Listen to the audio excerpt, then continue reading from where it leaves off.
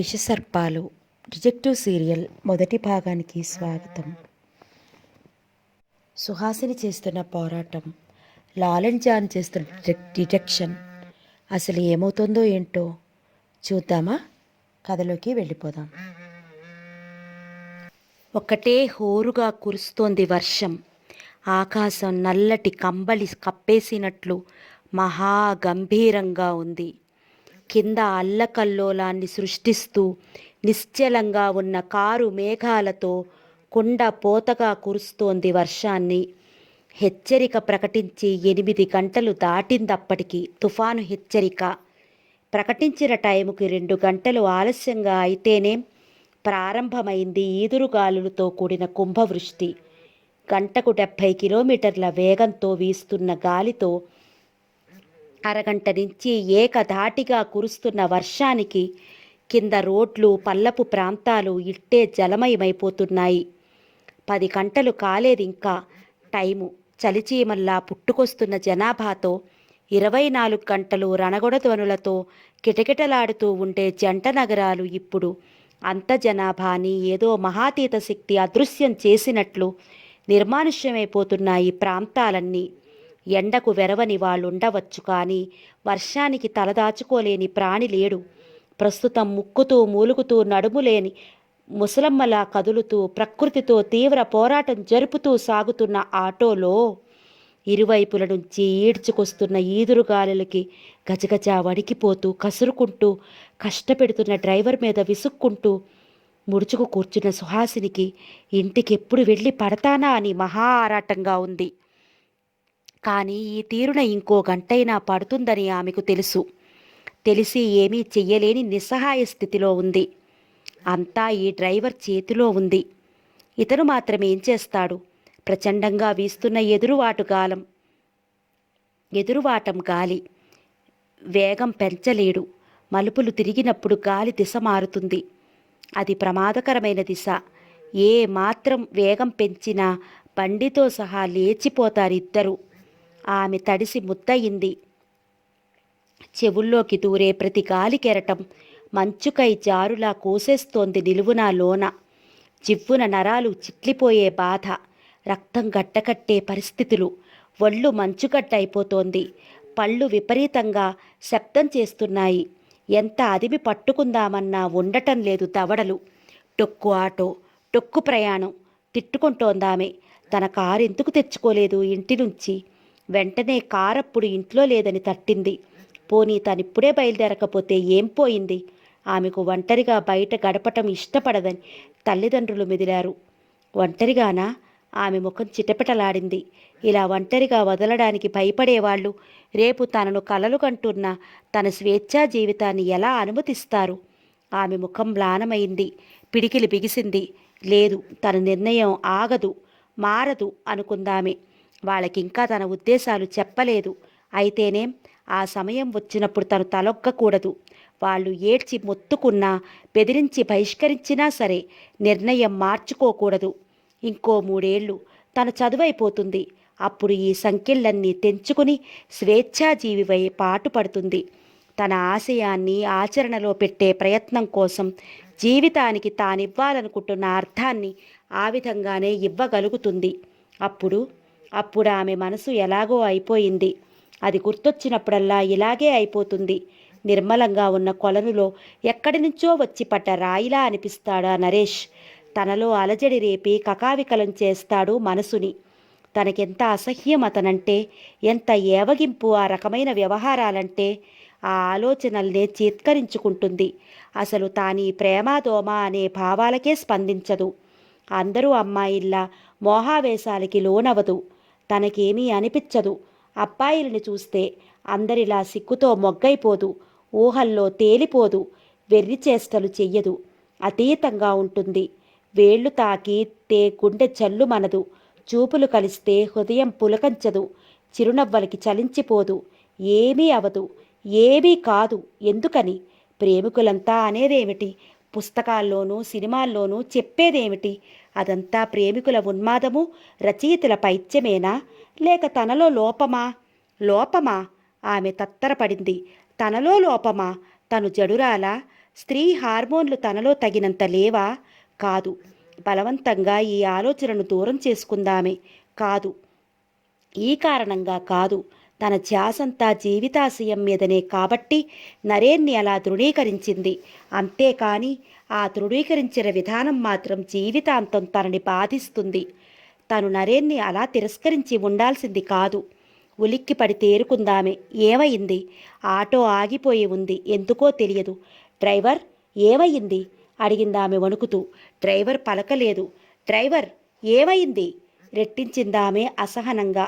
అప్పుడు చూసింది ఆ చీకట్లో డ్రైవర్ కిరుపక్కల ఇద్దరి చేతుల్లో తెల్లగా మెరుస్తూ. కంగారు పడిందామె. ఏమిటి? ఎవరు వాళ్ళు? ఎందుకు ఆపారు? ఆ రెండు గొంతులు డ్రైవర్ని హెచ్చరిస్తున్నాయి. చల్లటి చలికెరటానికి బదులు అప్పుడు నులివెచ్చటి స్పర్శ తన కుడి చెప్పకు సోకగానే తల తిప్పుతూ చూసింది సుహాసిని. అదిరిపడి కెవ్వుమని ఒక్క కేక వేసిందామె.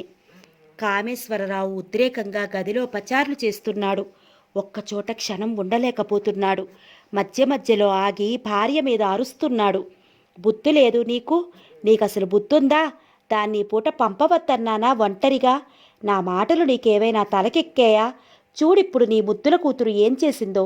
అది నా ముద్దుల కూతురు కాదు, మీ గారాల పట్టియే. నోరు మూసుకో. సినిమా డైలాగులు వల్లించకు. బర్త్డే పార్టీ అట. ఎవరా ఉత్తమురాలు? పుట్టి ఉద్ధరించేదేమీ లేదు కానీ పార్టీలు చేసుకుంటారు, పార్టీలు. వీళ్ళ హిపోక్రసీ తగలపడిపోను. బయలుదేరి గంటన్నరైందట. ఎంతసేపు పడుతుంది ఇల్లు చేరడానికి? అతను ఆవేశంగా ఫోన్ దగ్గరికి వెళ్ళాడు. ఎందుకంత కంగారు పడుతున్నారు డాడీ? రాకుండా ఎక్కడికి పోతుంది మీ చాదస్తం గాని? అంతసేపు వాళ్ళని పట్టించుకోకుండా సోవియట్ జర్నల్ తిరిగేస్తున్న సతీష్ అన్నాడు.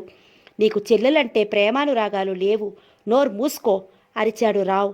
అదిగో సినిమా డైలాగు అంది భార్య. కామేశ్వరరావు గబగబా మరికొన్ని చోట్లకి ఫోన్లు చేసి నిరాశగా నిట్టూర్చాడు. ఎక్కడా లేదు. ఎవరింటికి వెళ్ళలేదు. ఈ వర్షంలో ఎక్కడ చిక్కుకుందో నేనే వెళ్ళి చూస్తాను. ఆగండి డాడీ అన్నాడు సతీష్. మీరు ఎక్కడికని వెళ్ళి వెతుకుతారు? ప్రయాణం కష్టమైతే ఎక్కడ దిగిపోయిందో, ఏ థియేటర్లోకి వెళ్ళి కూర్చుందో అదేనా దాని బాధ్యత? ఫోన్ చెయ్యక్కర్లేదా? కసిరాడు రావు అక్కడి నుంచి కదులుతూ. లేదు, నేను వెళ్ళి చూస్తాను. ఇలా చేతులు బుడుచుకొని కూర్చోలేను. నాకేదో కీడు శంకిస్తోంది సతీష్. యాక్సిడెంట్ జరిగి ఉంటే ఆటోకి. పదండి డాడీ, నేను వస్తాను. తండ్రి కొడుకులు బయటికి కురికారు ఆమెని వదిలేసి. ఆమె ఆందోళనగా ఉండిపోయింది. సతీష్ కారెక్కి స్టార్ట్ చేశాడు. వర్షం తగ్గుముఖం పట్టింది కానీ గాలి ఇంకా అలాగే ఉంది. ఆమె వచ్చే మార్గం పొడవునా వాళ్ళు చూసుకుంటూ పోయారు. మధ్య మధ్యలో ఆగుతూ కనుక్కున్నారు. థియేటర్లలో కూడా అడిగి చూశారు. 2 సార్లు ఇంటికి ఫోన్ చేశారు వచ్చిందేమోనని. రాలేదు. వాళ్ళకి నిరాశే మిగులుతోంది.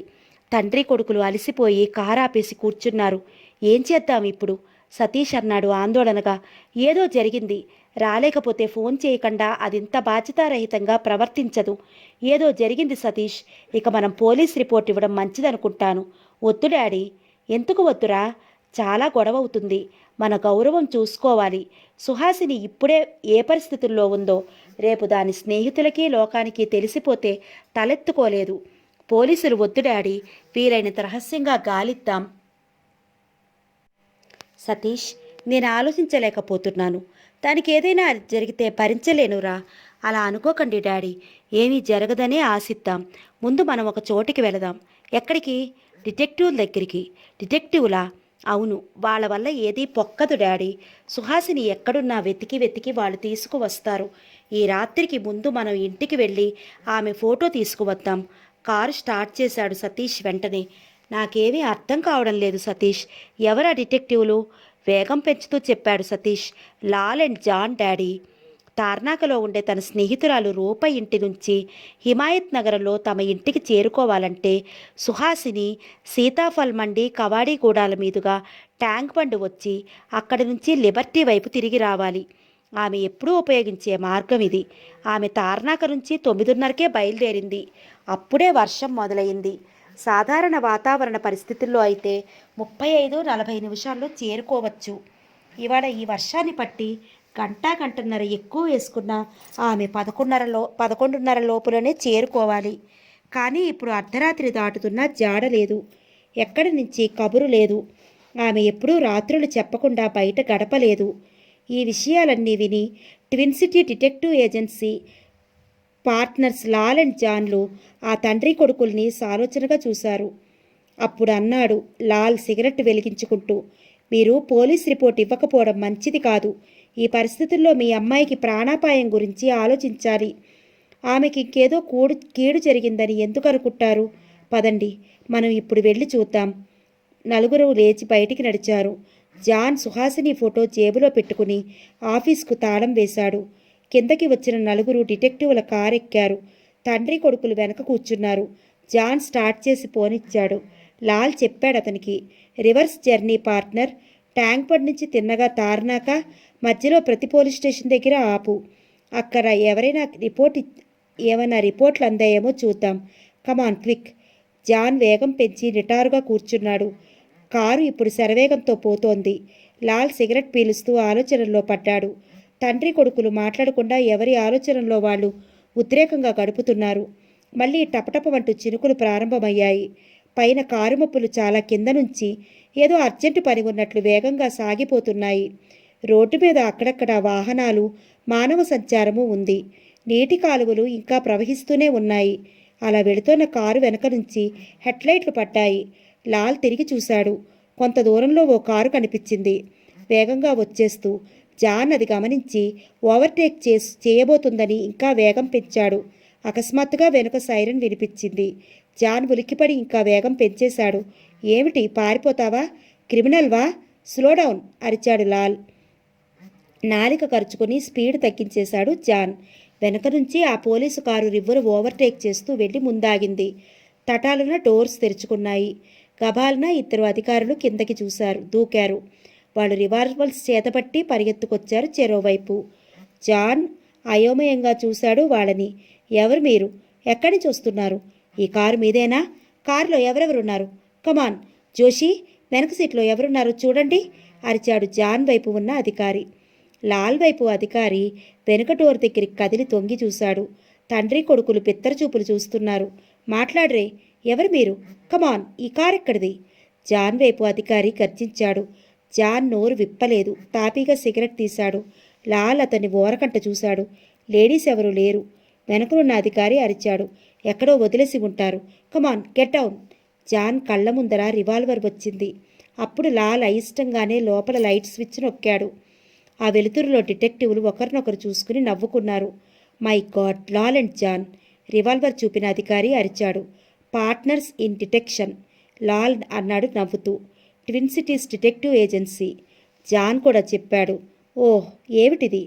మీరే చెప్పండి కృష్ణన్, ఏమిటి హడావుడి? కృష్ణన్ లాల్ వైపు పరిగెత్తుకొచ్చాడు. Man hunt mister Lal. Kavadiguda నుంచి వైర్లెస్ ఒక ఆటో డ్రైవర్ రిపోర్ట్ ఇచ్చాడట. తన ఆటోను ఎవరో ముగ్గురు అటకాయించి అందులో యువతిని తీసుకుపోయారని. ఎక్కడ? ఆ ప్రాంతాలే, కవాడిగూడ దగ్గర. వాళ్ళెలా ఉన్నారు? చూడలేదట. కత్తులున్నాయట ముగ్గురు దగ్గర. డ్రైవర్ని కిందకి లాగి తల మీద కొట్టి పడేశారట. ఆమెను తీసుకుని పారిపోయారట. ఎందులో? కారులో, వైట్ ఫియట్టే. డామిట్, మీ కారు చూసి అదేననుకున్నాను. నంబర్ చూడలేదు. అనుమానంతో ఆపి చూస్తే మీరున్నారు ఇందులో. నెవర్ మైండ్, ఇంకా చాలా చోట్ల ఆపుతారు మమ్మల్ని. ఆ డ్రైవర్ స్టేషన్లోనే ఉన్నాడా? ఉండొచ్చు. మీరు వెళుతున్నారా? వెళ్ళాలి. ఆ కారు నెంబర్ని డ్రైవర్ చూశాడా? లేదు. కామేశ్వరరావు అప్పుడు తేరుకుని కారు దిగేశాడు. అతను వేగంగా కృష్ణను చేరుకుని చేతులు పట్టుకున్నాడు. ఏమిటిది ఇన్స్పెక్టర్? ఏం జరిగింది మా అమ్మాయికి? ఎవరు తీసుకెళ్లారు ఆమెని? ఎక్కడికి? ఏం చేశారు? చెప్పండి. కృష్ణన్ అతని చేతిని తట్టాడు. మీరు భయపడకండి, ఆమెను రక్షించే ప్రయత్నం మీదే ఉన్నాం. రావుకి ఏడుపు ముంచుకొచ్చేస్తోంది. సతీష్ వెళ్ళి అతన్ని తీసుకొచ్చాడు. So long Lal, so long Krishnan. John start చేసి కారుని వేగంగా పోనిచ్చాడు.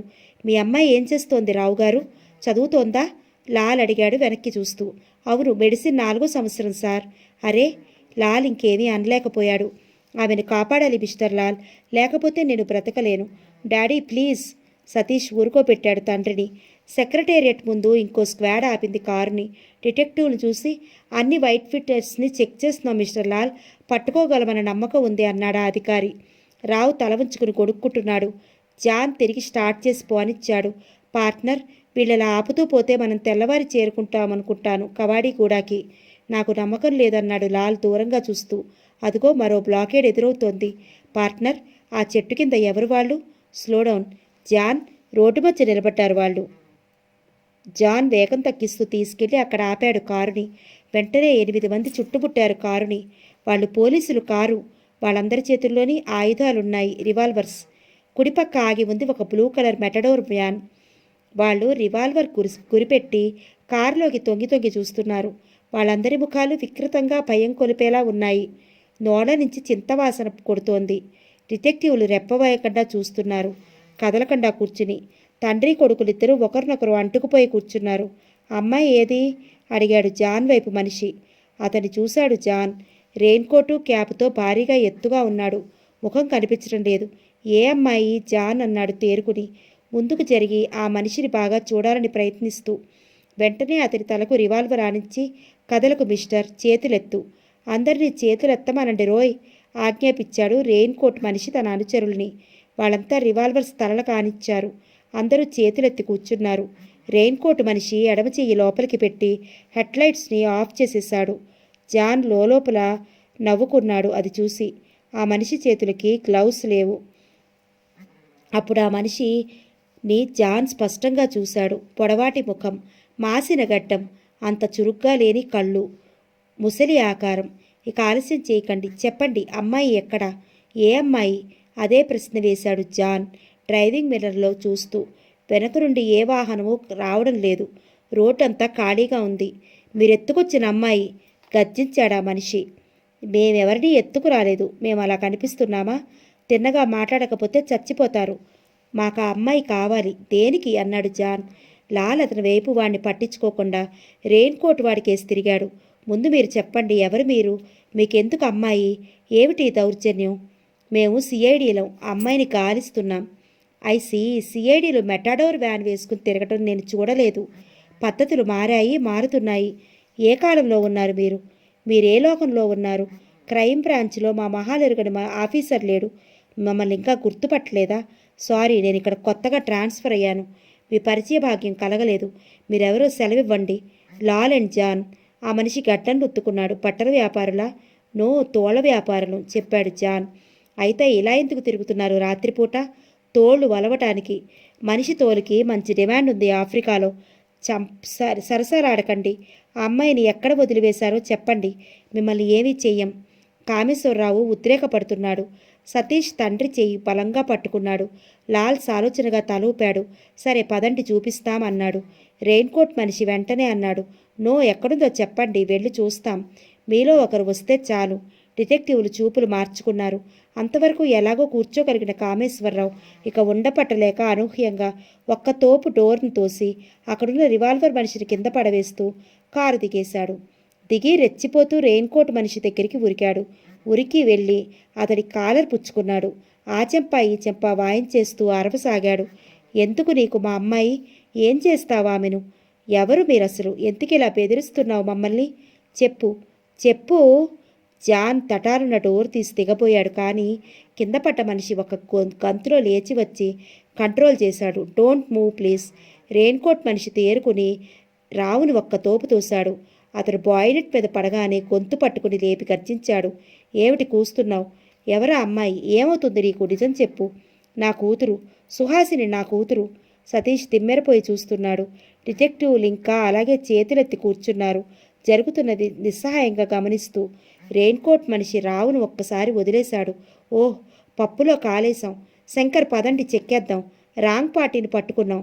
కారు నెంబర్ తెలియకపోతే ఇలాగే ఉంటుంది తంట. కమాన్, అందరూ వ్యాన్ ఎక్కేసేయండి, లెట్స్ గో. అందరూ వ్యాన్ దగ్గరికి పరిగెత్తారు. ఆ మనిషి డిటెక్టివ్లు చూసి, సారీ ఫ్రెండ్స్, మేము పొరపట్టాం. అనవసరంగా మిమ్మల్ని కష్టపెట్టాం. ఇక మీరు వెళ్ళిపోవచ్చు. కానీ ఒక్క మాట, మీరు అమ్మాయి కోసం ఇంక వెతకూడదు. రావు అతని మీద కురికాడు. వెతుకుతాం, గాలిస్తాం మా అమ్మాయిని.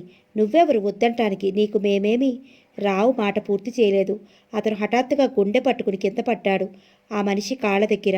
ఆ మనిషి దూరంగా జరిగిపోయి డిటెక్టివ్కి గురిపట్టాడు సైలెన్సర్ రివాల్వర్ని. చూశారా, చంపాను. సారీ, అతను బ్రతికుంటే కష్టమవుతుంది మా పని. కూతురిని వెతకూడదు అతను. మీరు వెతకూడదు ఇప్పుడు, మర్చిపోవాలి, ఓకే? వెనక సీట్లోంచి సతీష్ విసురుగా దిగేశాడు కిందకి. ఆ మనిషి అంతకంటే వేగంగా కదిలి అతని లోపలికి తోసి డోర్ మూశాడు. గుడ్ అన్నాడతను. కింద రక్తం మనుగులో పడి ఉన్న కామేశ్వరరావు దాటి వస్తూ, ఫ్రెండ్స్ విన్నారా నా హెచ్చరిక? జాగ్రత్త, ఆమెను వెతుక్కోకండి, ఆమె కోసం ప్రయత్నించవద్దు, ఇప్పుడు మిమ్మల్ని వెంటాడి రాకూడదు అందుకని. సైలెన్సర్ రివాల్వర్తో కారు టైర్ని పరష్ చేశాడా ఘరానా రెయిన్ కోట్ మనిషి. గలగలమని గాలికి చెట్ల ఆకులు కదులుతున్న చప్పుడు వినిపిస్తోంది. వాటి మీద నీటి బిందువులు చిటపటమని కారు టాపు మీద రాలుతున్నాయి. ఆమె అప్పుడే కళ్ళు తెరిచి చూస్తోంది. ఆమె కళ్ళకి ఈ ప్రపంచం ఎప్పట్లా ఆగుపరచడం లేదు. అసలు ప్రపంచమే ఉన్నట్లు ఆమెకి తోచడం లేదు. తాను చూసిన ఆ ప్రపంచం ఇది కాదు, ఇలా లేదు. అందులో ఎన్నో స్వప్న సౌధాలు ఉన్నాయి, ఆశల శిఖరాలు ఉన్నాయి. ఏవి అవన్నీ? ఏమైపోయాయి? త్రుటిలా పటాపంచలయ్యాయి. జీవితం ముక్కలయ్యింది, కుక్కలు చింపిన విస్తరి అయింది. ఆమె వెక్కి వెక్కి ఏడవసాగింది, ముఖం చేతులతో కప్పుకుని. కారు వెనక సీట్లో ఆమె పరిస్థితి ఘోరాతి ఘోరంగా ఉంది. ఏడ్చి ఏడ్చి ఆమె కాసేపటికి తేరుకుంది. ఇంక శక్తి లేకపోయింది. ఏడ్చి ప్రయోజనం లేదు. ఇప్పుడు పరిష్కార మార్గం చూడాలి. తనిప్పుడు బ్రతికి ఎందుకు? చచ్చిపోవాలి. ఏ ముఖంతో ఇంటికి తిరిగి వెళ్తుంది?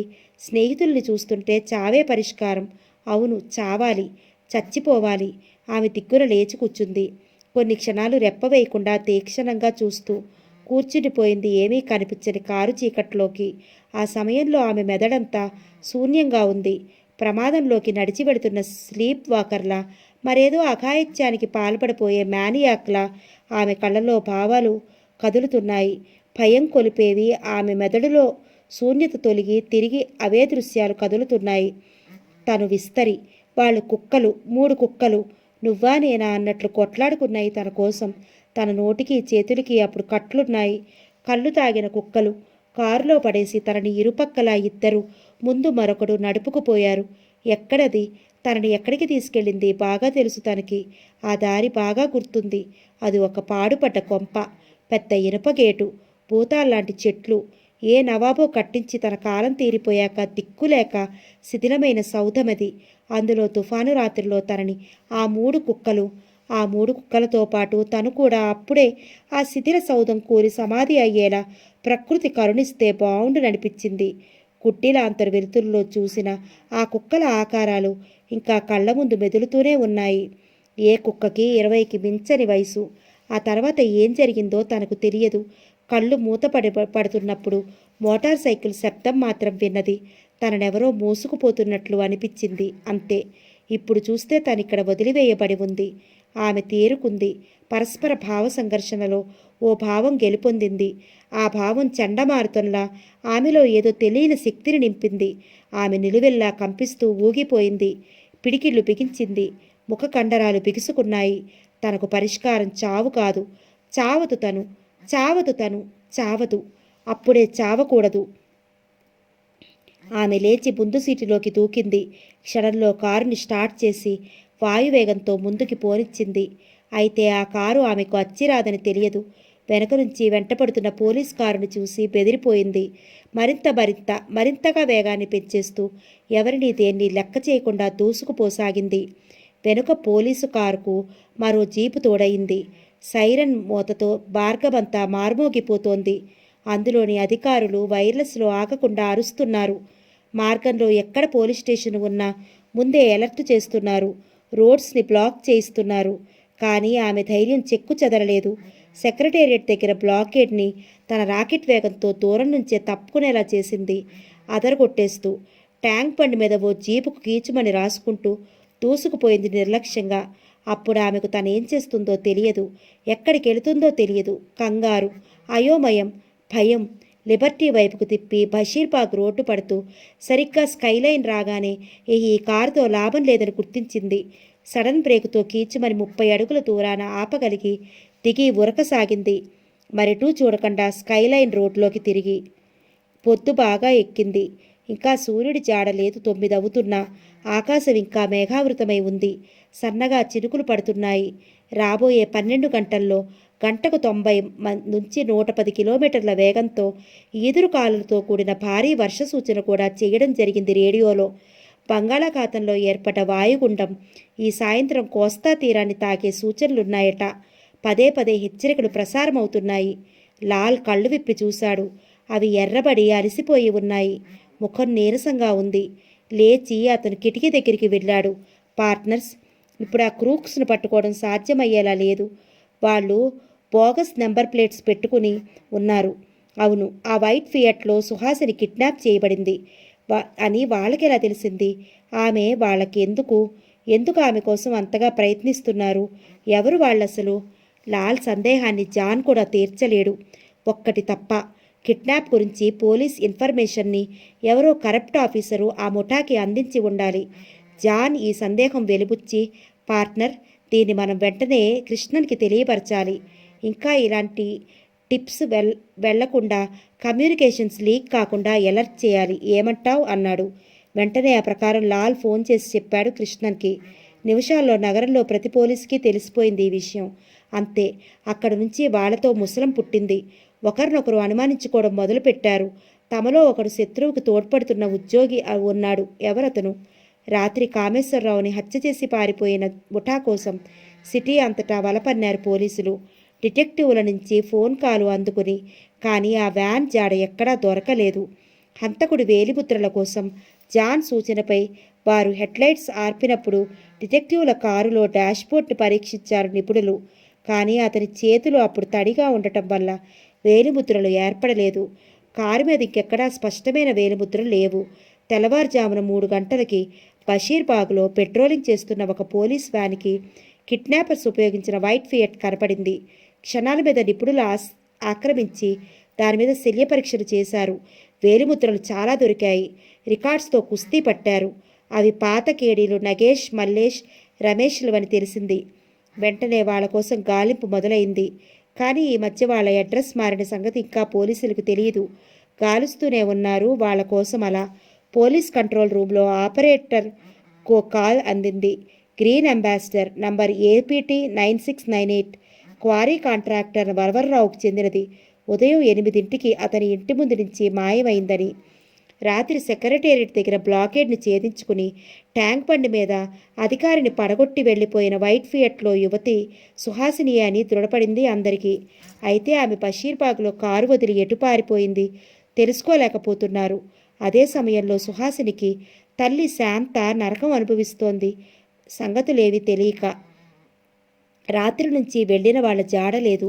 ఆమెకి పిచ్చెత్తినట్లుంది. అలా గడుపుతున్న సమయంలో హఠాత్తుగా ఫోన్ మోగి ఆమె గుండె అదరగొట్టింది. గబుక్కున వెళ్ళి అందుకుంది ఆరాటంగా. అవతలి గొంతు శుష్కంగా పలికింది. అమ్మా, నేనిక ఇంటికి రాలేనమ్మా. అదిరిపడిందామె. సుహాసిని కేక పెట్టింది. క్షమించమ్మా, మీ అందరినీ వదిలి వెళ్ళిపోతున్నాను. అయ్యయ్యో సుహాసిని, ఏం మాటలే అవి? ఎక్కడున్నావు నువ్వు? ఏం జరిగింది నీకు? నాన్న రాలేదా? అయితే నాన్న నాకు చెప్పు. ఎక్కడి నుంచి మాట్లాడుతున్నావు? వెంటనే వచ్చేస్తాను ఇప్పుడే. నన్నిక మర్చిపోమ్మా. సుహాసిని, అయ్యో పిచ్చిదానా, నన్నిక మర్చిపోమ్మా. క్లిక్ మంది అవతల. శాంతి కొయ్యబారిపోయింది చేతిలో రిసీవర్ వదిలేస్తూ. సరిగ్గా ఉదయం 11 గంటలకి తిరిగి బస చేరుకున్నారా ముగ్గురు ఎవరి ఆలోచనలో వాళ్ళున్నారు. ఆ గదిలో ఒక మూల చాప మీద కూర్చుని పొట్లాలు కట్టి తెచ్చుకున్న పరోటాలు ఆరగించసాగారు. బీరు సేవిస్తూ నిషా తలకెక్కుతుంటే అప్పుడు నోరారా వదరసాగారు. రాత్రి తాము పొందిన అనుభవం గురించి అసభ్యంగా మాట్లాడుకోసాగారు. నాగేష్కి 20 ఏళ్లుంటాయి. మల్లేష్, రమేష్లకి 18 ఉంటాయి. వాళ్ళు ముగ్గురు తమ పాత నార్టాన్ మోటార్ సైకిల్ మీద పగలల్లా తిరుగుతూ రాత్రికి ఎవరో ఒక భామతో బసకి చేరుకుంటారు. డబ్బు పెట్టి డబ్బు లేనప్పుడు సభ్యస్త్రీల మీద అఘాయిత్యాలకి పూనుకుంటారు. అప్పుడే వాళ్ళు ఎన్నో ఏళ్ల జైవ జీవితాన్ని చవిచూసినా అందులో నుంచి నేర్చుకున్న పాఠమేమీ లేదు. కొన్నాళ్ళు జైలు, కొన్నాళ్ళు జల్సాలు వాళ్ళ జీవితాల్లో భాగాలైపోయాయి. నాగేష్ వాగుతున్నాడు బీరు సేవిస్తూ. రాత్రి భలే మజా చేశానురా మల్లేసు. ఇంకెప్పుడు అలాంటిదే కావాలంటాను. ఏమిట్రా రమేషు అడిగాడు మల్లేషు. రమేష్ వికారంగా నవ్వాడు. ఆ రాత్రి పోరి భలే రంజుగా ఉంది, కానీ అనవసరంగా అప్పుడే వదిలేశాం. అసలు ఇక్కడే ఉంచుకుంటే ఈ పగలంతా కూడా మనకు మజా చేసుకునేవాళ్ళం కదా. సరిగ్గా చెప్పావు రమేషు. మల్లేష్ అందుకున్నాడు. ఓహ్, బజార్లు పోర్లతో బైజారైపోయాం గురు. పుణ్యానికి వచ్చిన సరుకు దేనికి వదులుకున్నాం అప్పుడే. ఊరుకోరా, బాధపడకు, నగేష్ చెప్పాడు. ఇవాళ మరో మంచి పోరిని ఎత్తుకొద్దాం. కనీసం వారం రోజులు దున్నేద్దాం. ఓకే, మార్వాడి పోరిని తెద్దాం బాస్. భలే ఊరి రంగు తేలి ఉంటారు. సుమారు అరగంట తర్వాత ముగ్గురు లేచి బయటకొచ్చారు. వర్షం కొద్దిగా పెరిగింది. వాళ్ళేం పట్టించుకోకుండా వెళ్ళి నార్టన్ ఎక్కారు. ఊరి మీదకి బయలుదేరారు. నాగేష్ స్టార్ట్ చేసి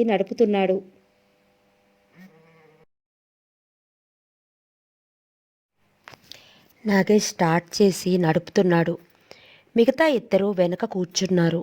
అప్పుడు బైక్ గేట్ దాటి బయటికి రాగానే అదే సందులో చివరగా ఆగి ఉన్న గ్రీన్ అంబాసిడర్ కారు చిన్నగా కదిలింది. దాని వెనుక మోటార్ సైకిల్ నిదానంగా వెళుతోంది. వెనక వస్తున్న కారుని చాలా దూరం వరకు చూసుకోలేదు వాళ్ళెంత తాపీగా పోతున్నారో అంతకంటే నిదానంగా వెంబడిస్తోంది ఆ కారు. 30 అడుగుల దూరంలో చాపెల్ రోడ్ నుంచి చాదర్ ఘాట్ వైపు తిరిగే వరకు అలాగే ప్రయాణించారు వాళ్ళు ముగ్గురు. ఆ కారు అలాగే వస్తోంది వెనుక. అప్పుడెందుకో మల్లేష్ వెనక్కి తిరిగి చూశాడు. అతని కళ్ళు ఎగిరి పడ్డాయి. తల గట్టిగా విదిలించి మళ్ళీ చూశాడు. అదిరిపడి ఒక్క అరుపరిచాడు. పాస్, వెనక్కి చూడు. ఏమైంది? రమేష్ అన్నాడు వెనక్కి తిరుగుతూ. ఆ కారులో చూడు, చూపించాడు మల్లేష్. అరే బాప్రే, నోరు తెరిచాడు రమేష్. సుహాసిని. నాగేష్ వేగం తగ్గిస్తూ వెనక్కి చూసి ఏమిటి, ఏం జరిగింది అన్నాడు. అతని కళ్ళు ఉలిక్కిపడ్డాయి. గాబరాగా యాక్సిలేటర్ తిప్పేశాడు. వేగం పుచ్చుకుంది మోటార్ సైకిల్. ఆపకు పోనివ్వు స్పీడ్. వెనక నుంచి మల్లేష్ అరిచాడు. నాగేష్ ఇంకా వేగం పెంచడంతో వెనుక అంబాసిడర్ వేగం కూడా పెరిగిపోయింది. రెండూ ఇస్లామియా బజార్లో పరిగెడుతున్నాయి. ఆ ట్రాఫిక్లో అంత వేగంగా దూసుకొస్తున్న ఆ రెండింటిని చూసి ఎదురొస్తున్న వెహికల్స్ పక్కకు తప్పుకుని పోతున్నాయి. జనం పేవ్మెంట్ల మీదకి దూకేస్తున్నారు. వెనక నుంచి ఇద్దరు తొందర పెడుతుంటే నగేష్ పిచ్చిగా ట్రాఫిక్ రూల్స్ని ఉల్లంఘించి తోలుతున్నాడు. ట్రాఫిక్ ఐలాండ్ దగ్గర వీళ్ళ ట్రిపుల్ రైడింగ్ చూసి ఆపబోయినా ఓ పోలీస్ పక్కకి పారిపోవలసి వచ్చింది. అంబాసిడర్ అంతకంతకు దగ్గరైపోతుంటే వాళ్ళు వెర్రికేకలు వేస్తూ విన్యాసాలు చేస్తున్నారు. అప్పటికే అవి రెండు ఇస్లామియా బజార్ దాటేసి కోటి వైపు పరిగెడుతున్నాయి. కోటి సెంటర్ దాటేసి బ్యాంక్ స్ట్రీట్లో పడ్డాయి రెండు వాహనాలు. వాళ్ళు వెనక్కి తిరిగి చూస్తూ అరుస్తుంటే Troop Bazar traffic police station ముందు ఓ అధికారి అడ్డుకోబోయాడు. ఆ అధికారి మోకాలు విరిగింది. ఎదురొచ్చే సైకిళ్లను, రిక్షాలను, ఆటోలను ఢీకొట్టుకుంటూ ఎవరిని దేన్ని లెక్క చేయకుండా విహారం చేస్తున్న ఆ రెండు వాహనాల్ని చూసి హ్యాబిట్ సెంటర్లో పోలీసులు ఉద్రిక్తులయ్యారు. మోటార్ సైకిల్ ఫట్మని చూస్తుండగానే అడ్డుకోపోయిన ఇద్దరు అధికారుల్ని పక్కలకి విసిరేసి మాయమైంది. అంబాసిడర్ తడాలను ఒక పోలీస్ మోటార్ సైకిల్ కుత్తి నెహ్రూ స్టాచ్యూ కేసు విసిరేస్తూ దూసుకెళ్ళింది. రెండూ గన్ ఫౌండరీ వైపు అనుమతి లేని అన్కమింగ్ వన్ వే ట్రాఫిక్లో పడ్డాయి. పడుతూనే అడ్డదిడ్డంగా ఎదురుచే ప్రతిభ దాన్ని సత్తేస్తూ నిర్లక్ష్యంగా పరిగెత్తసాగాయి. వెనక నుంచి అనుచరుల అరుపులకు పట్టుబెడవని విక్రమార్కుడిలా హ్యాండిల్ చేస్తున్నాడు నగేష్ బైక్ని. వెనుక అంబాసిడర్ వాళ్ళకి భూతంలా కనిపిస్తోంది. క్షణక్షణానికి దగ్గరైపోతోంది. క్షణానికి కొన్ని అంగుళాల చొప్పున తగ్గిపోతోంది దూరం. అంబాసిడర్ భూతం వేటకుక్కలా తరుముతోంది వాళ్ళని. ఆ సమయంలో వాళ్ళు ఏం చేస్తున్నారో వాళ్ళకే తెలియదు. పడుతూ లేస్తూ దారి దిక్కు తోచక ప్రాణాలు రక్షించుకోవడానికి, అంబాసిడర్ భూతాన్ని నుంచి దూరంగా తప్పించుకోవడానికి విశ్వప్రయత్నం చేస్తున్న ఆ క్షణంలో హఠాత్తుగా దురదృష్టం ఎదురైంది వాళ్ళకి. వెనుక అంబాసిడర్ భూతాన్ని వదిలించుకుందుకు తాజ్ హోటల్ వైపు మలుపు తీసుకోవాలని నాగేష్ కుడివైపు ట్రాఫిక్ ఐలాండ్ని రూల్ ప్రకారం దాటించబోయాడు. ఆ క్షణంలో అతని మెదడు పనిచేయలేదు. వాళ్ళలా చుట్టూ తిరిగేలోగానే వెనక ఉన్న అంబాసిడర్ భూతం ఇటు నుంచి తిరిగి వాళ్ళ ఎదురుకొచ్చేసింది. బెదిరిపోయి చేతులు వదిలేసిన నాగేష్తో పాటు అతని అనుచరుల్ని బైక్తో సహా అడ్డంగా నెట్టుకుంటూ వెళ్ళి కాంపౌండ్ గోడకు ఒత్తేసింది. ఠాప్ ఠాప్, పటప్ పట, థట్ థట్, కెవ్వు మన శబ్దాలతో మారుమోగిపోయింది ఆ ప్రాంతం. ముగ్గురు నలిగి పచ్చడైపోయారు. గోడకి కారుకి మధ్య అంటించిన పోస్టర్స్లా ఉండిపోయారు గోడలకు. అలాగే కారు వెనక్కి జరిగితే తప్ప వాళ్ళ శవాలు రావు. కారు మరీ కదలలేదు. ఇంజన్ ఆఫ్ అయిపోయింది. ఇక పూర్తి విశ్రాంతి అన్నట్లు నిలబడిపోయింది. వెనుకనే పోలీస్ వాహనాలు సైరన్లు ఊదుకుంటూ వచ్చి ఆగాయి. బీభత్సాన్ని చూసి అరిచే జనం, ఆగిపోయే వాహనాలు, విజిల్స్ ఊదే అధికారులతో క్షణాల మీద కల్లోలమైంది ఆ ప్రాంతం. అప్పుడు ఆ గుంపులోంచి ఒక అతను వేగంగా బయటకు వచ్చాడు. అతను అటు ఇటు చూసుకుంటూ గబగబా హోటల్ గేటు దగ్గరికి వచ్చాడు. అక్కడ సైకిల్తో నిల్చున్న మనిషికి ఏదో చెప్పాడు. ఆ మనిషి తలోపి సైకిల్ ఇచ్చేశాడు. సైకిల్ తీసుకున్న మనిషి దాని మీద నెక్కి తొక్కుకుంటూ వెళ్ళిపోసాగాడు. అతను ఎక్కడా ఆగకుండా ఉద్రేకంగా ఆరాటంగా తొక్కుతూ రామ్ కోట్లోని జైహింద్ కేఫ్కి చేరుకున్నాడు. సైకిల్ బయట నిలిపి లోపలికి పరుగు తీశాడు విసురుగా. కౌంటర్లో బిజీగా ఉన్న సీట్ని విష్ చేసి టెలిఫోన్ ఎత్తాడు. చకచకా ఒక నెంబర్ తిప్పి రెస్పాన్స్ రాగానే మాట్లాడసాగాడు తగ్గు స్వరంతో. ఎందుకు నువ్వు ఇలా చేశావు? ఆమె చెప్పలేదు. రాత్రంతా ఎక్కడున్నావు? ఆమె మాట్లాడలేదు. నిన్నేం చేశారు వాళ్ళు? ఆమె నోరు విప్పలేదు. నువ్వు చేసింది చట్టరీత్యా నేరమని తెలుసా?